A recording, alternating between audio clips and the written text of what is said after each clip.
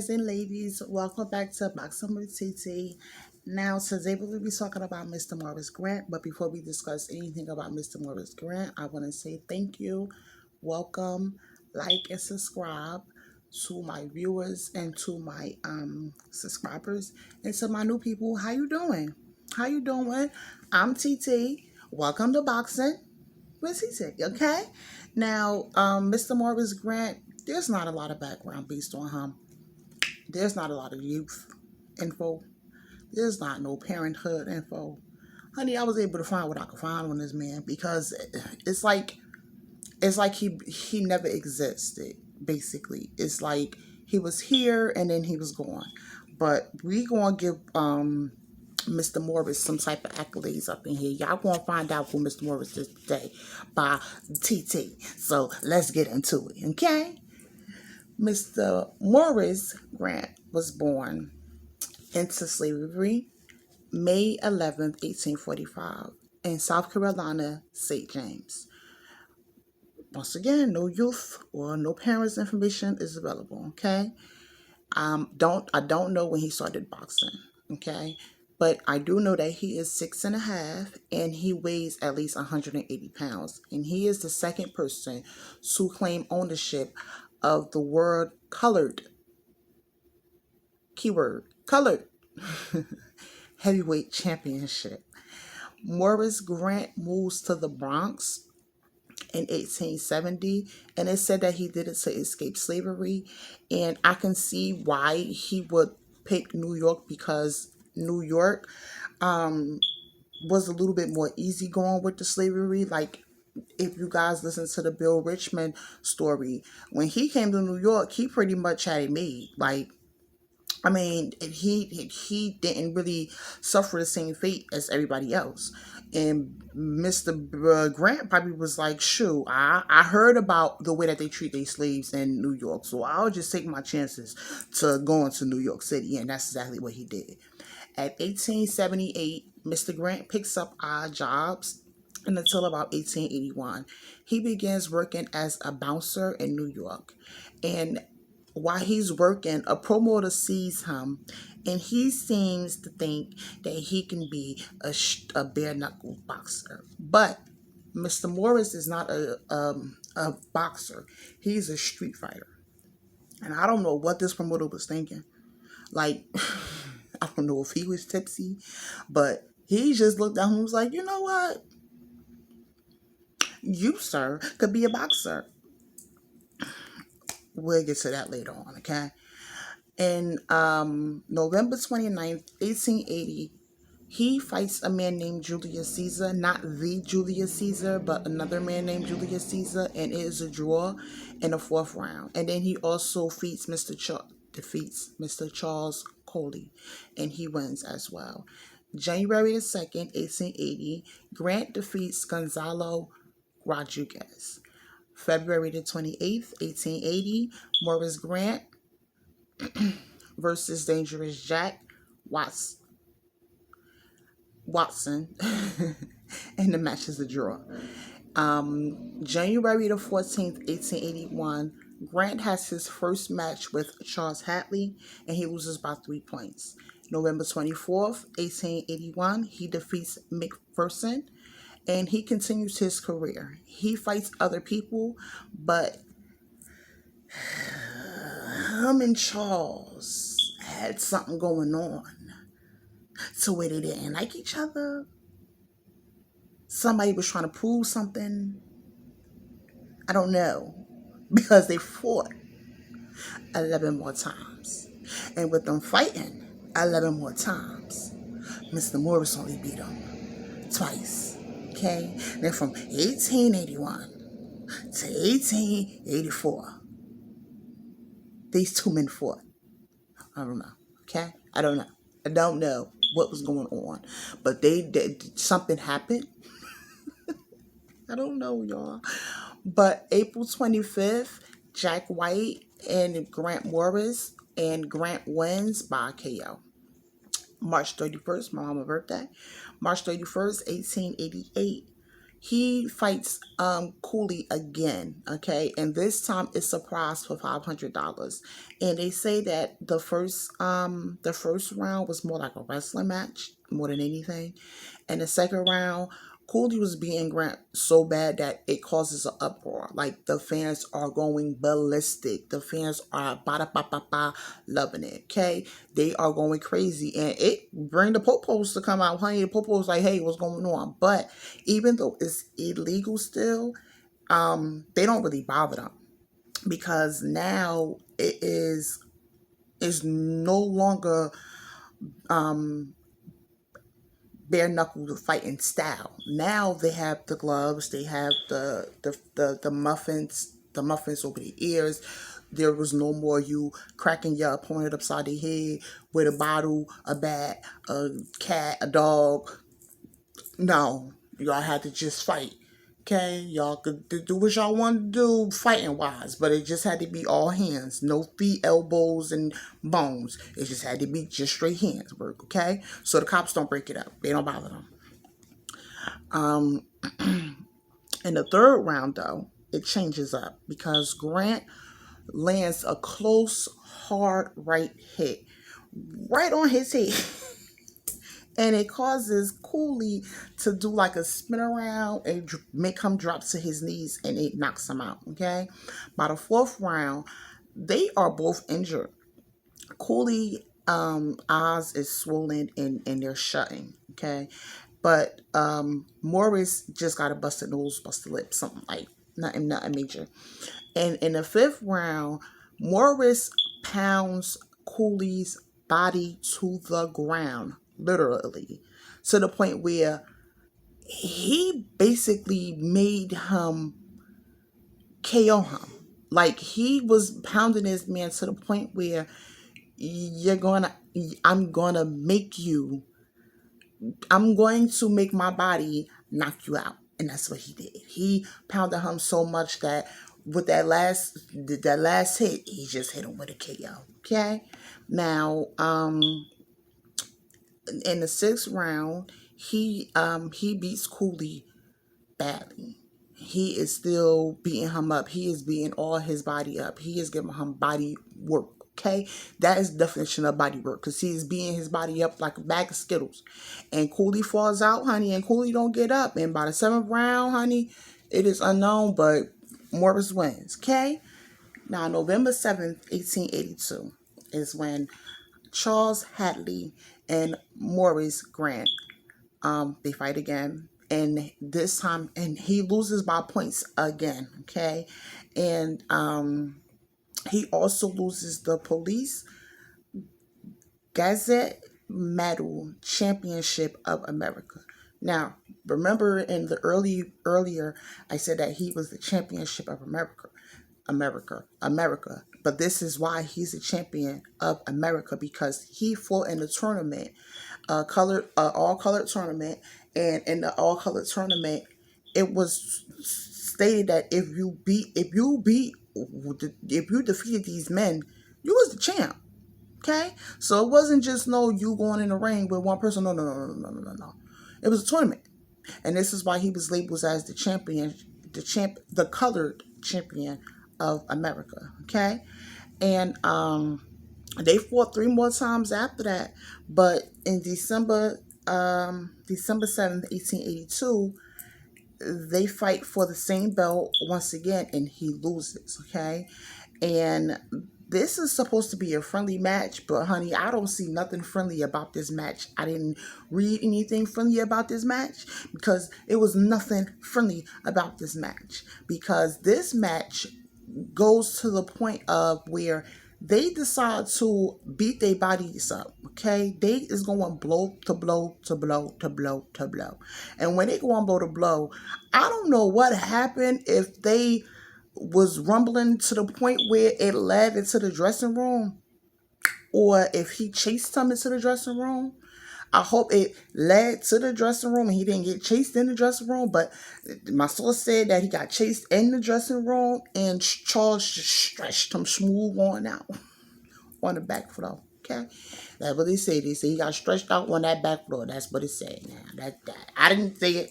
That's what it said. My sources will be down at the bottom of the link. I didn't say it. My sources said it. And this was the last time though that he appears in the ring. He doesn't. He leaves the boxing industry. Period. He spars.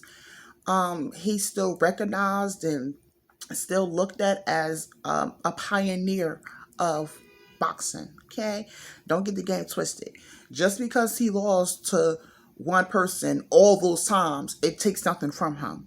He suffers from arthritis. It starts with the R. I can't say it. I'm going to butcher it. I don't want to do that, so I'm going to leave it alone. But he has arthritis, and the arthritis must be in his knees because it stated that one of the sources said that he was 6'5", and then another source said that he was 6.5. But when he stepped in the ring, he was 5'9". So I'm thinking that as the time went on, that the arthritis caused him to shrink, because I know for a fact that with wrestlers, the more times that they take those blows, like tombstones that the Undertaker used to do, it makes the person shrink.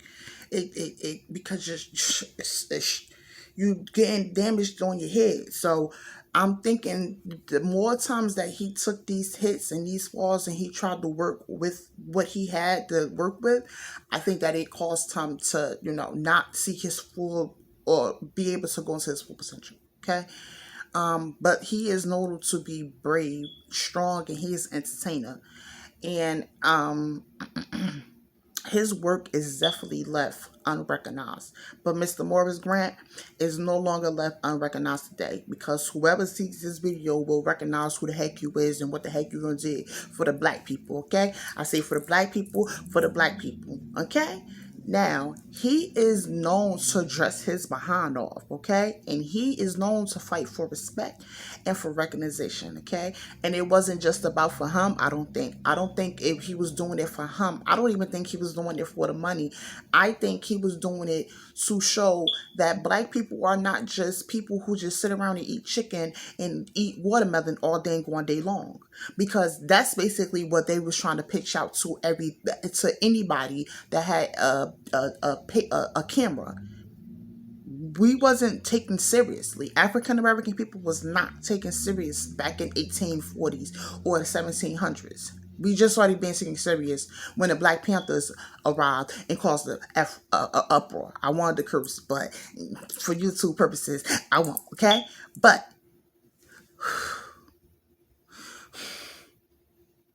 I had to woosah. I'm sorry, y'all. I had a moment. Okay, but we wasn't taken as a threat. We was taken as them boys or those girls or those N-words, and we was still looked at as people still picking cotton in the background. And Morris was like, yeah, no, that's not this. I'm not that. I used to be that, but I'm about to show you something as well. Not only did Morris show that side, so did Bill, and so did Tom and other African Americans after these gentlemen showed that no, black people was not just what you thought that we were. We was more than that, and we was going to prove to y'all that we was more than that. We was going to prove to the world, if we had to go to England, if we had to go to London, even if we had to do it in our home continent of the United States of America. We was going to show you better than we could tell you, and that's exactly what he did. Not only was he, okay, they said that he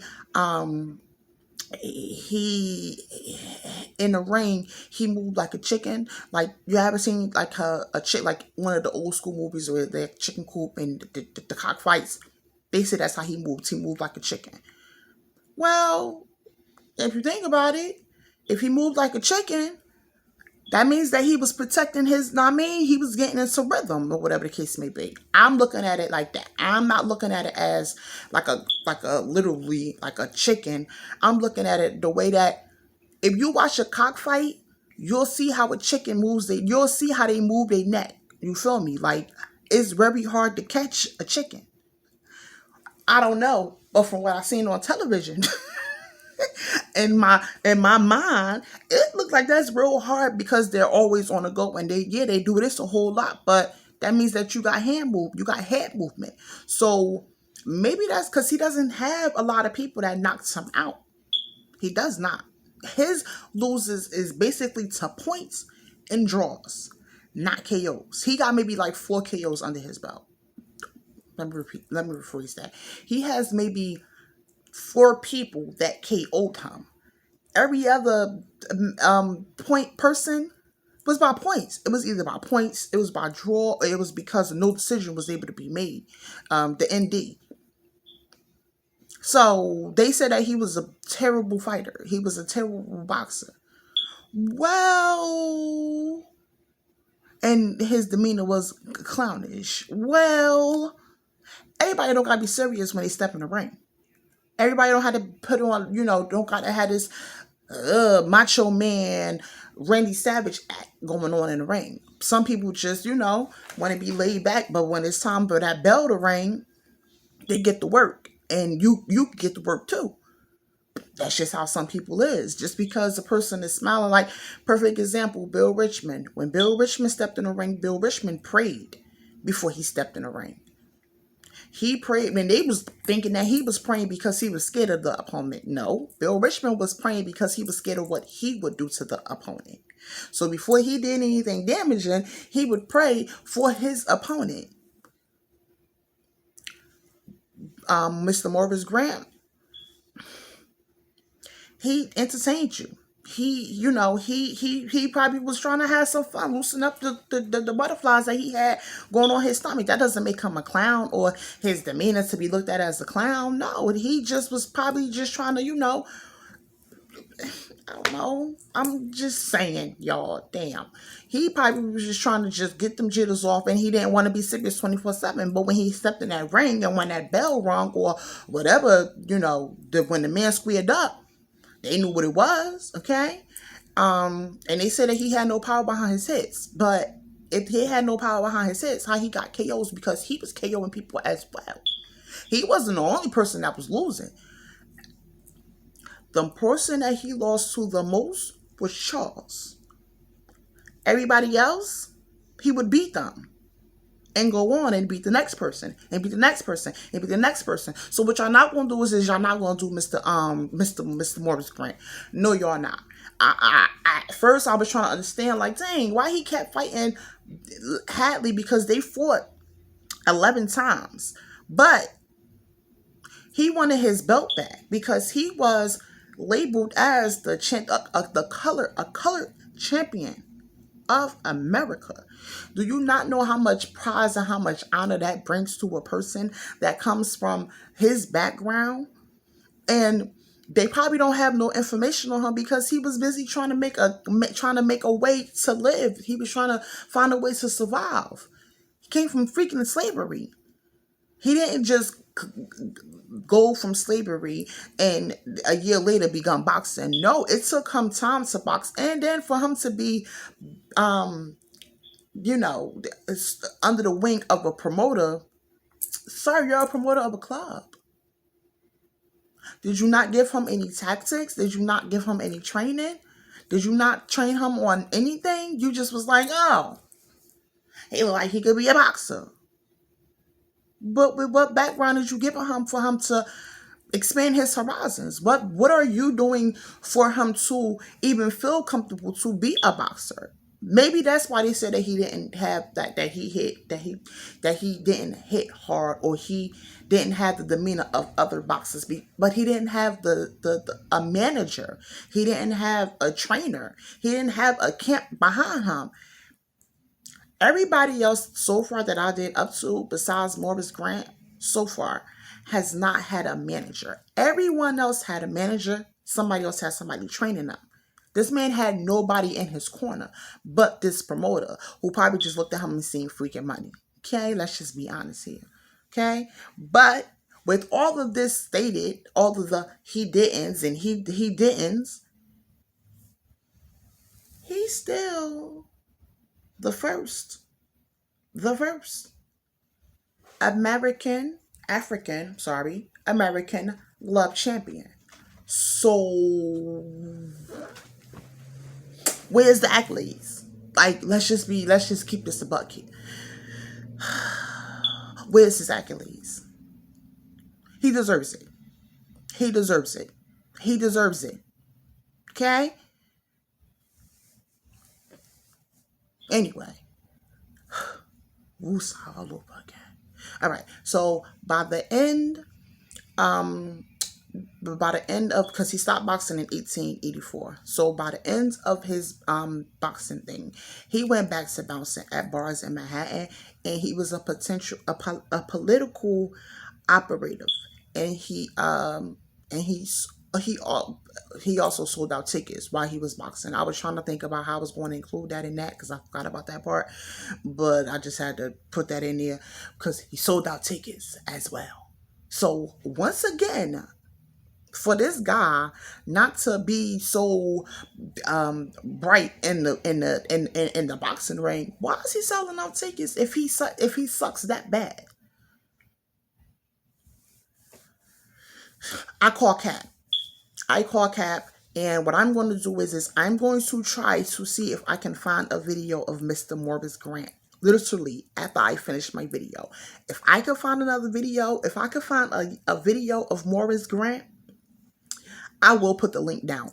Okay, I will put the link down. I'll probably include it in my next video because I don't want to throw no. I don't want to just put a link up there.